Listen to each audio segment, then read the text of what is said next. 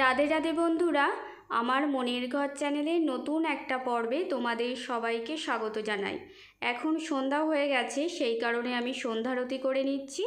ধূপ প্রদীপ চামর দিয়ে শঙ্খ ঘণ্টা বাজিয়ে আমি সন্ধ্যারতি করছি, তোমরা দর্শন করে নাও। আজ আমি তোমাদের সাথে শেয়ার করব এই অতিরিক্ত গরমে সন্ধ্যা থেকে রাত পর্যন্ত আমি কিভাবে গোপুসোনার সেবা করি। ভিডিওটি তোমাদের যদি ভালো লেগে থাকে অবশ্যই লাইক করে দিও।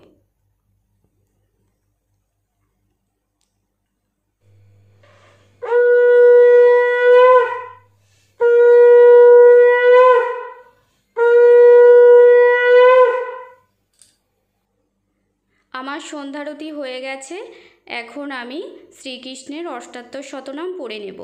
আমি প্রতিদিন সন্ধ্যাতেই শ্রীকৃষ্ণের অষ্টাত্তর শতনাম পড়ি।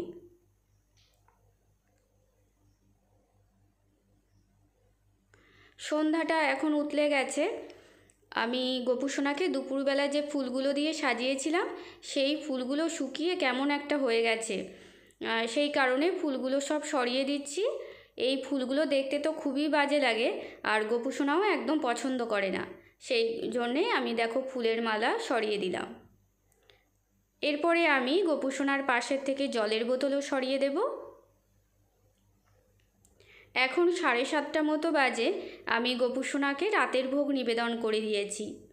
রাতে আমি দিয়েছি মিষ্টি আর বিস্কুট দিয়ে ভোগ, আর ভোগের চারিপাশে গঙ্গা জল ছিটিয়ে জায়গাটা শুদ্ধ করে দিলাম।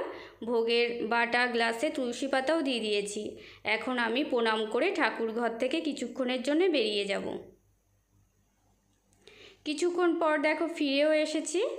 আমি গোপুসোনার সামনে থেকে ভোগের বাটা গ্লাস সব সরিয়ে দিলাম। আসনগুলো আমি সরিয়ে নেব, আর এই টেবিলটা জল দিয়ে ভালো করে মুছে নেব।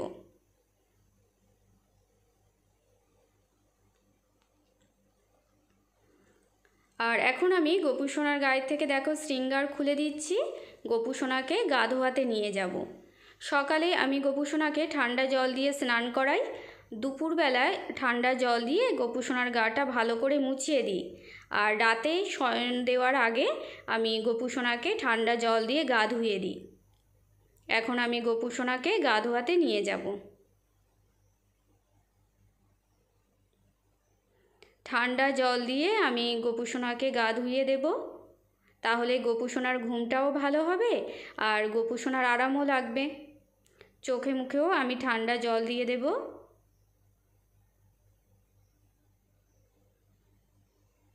ভালো করে আমি গোপুসোনাকে গা ধুইয়ে দেব।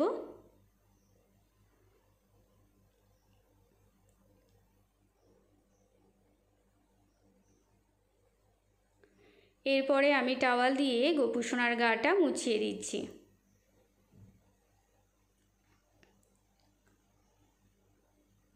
গোপুসোনাকে গা ধোয়ানোর পরে একটা কটনের ড্রেস পরিয়ে দিয়েছি। গোপুসোনা এখানে বসে দোল খাক আর গান শুনুক, আর আমি ততক্ষণ গোপুসোনার বিছানাটা রেডি করে দেব। যবে থেকে লু চলছে আমি গোপুসোনাকে আমাদের বেডরুমেই শয়ন দিচ্ছি।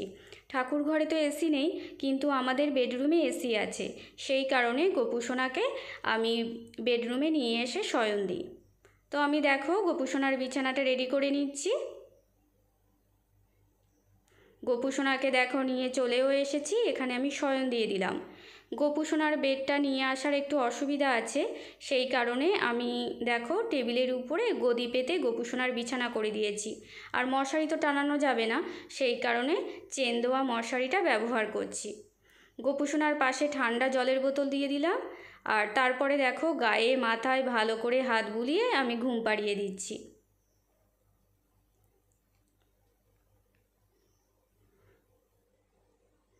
তারপরে দেখো মশারির চেনটা আমি দিয়ে দিলাম।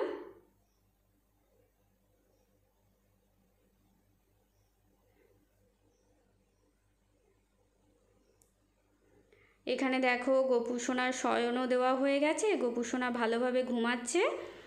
এখন আমি ঠাকুর ঘরে লাইটগুলো সব অফ করে দেব। আজকের এই এপিসোডটা আমি এখানেই শেষ করলাম। সন্ধ্যা থেকে রাত পর্যন্ত গোপাল সেবার ভিডিও তোমাদের কেমন লাগলো অবশ্যই কমেন্ট করে জানিও। আর বন্ধুরা, তোমরা সবাই ভালো থেকো, সুস্থ থেকো, সাবধানে থেকো। শুভরাত্রি।